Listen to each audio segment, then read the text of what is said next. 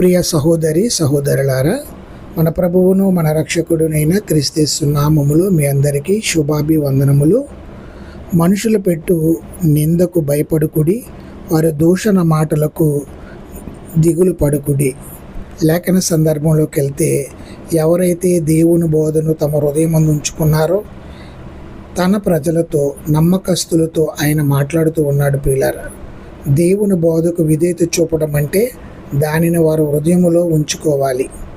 మనుషులు పెట్టు నిందకు భయపడవద్దు అని దేవుడు తన ప్రజలకు సెలవిస్తున్నాడు.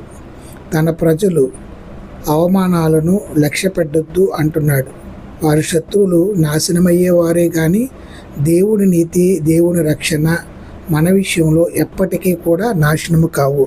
మనుషులు ఎప్పుడూ కూడా సాటి సహోదరుల మీద నిందలు మోపుతారు. అదేవిధంగా భయంకరమైన దూషణ మాటలు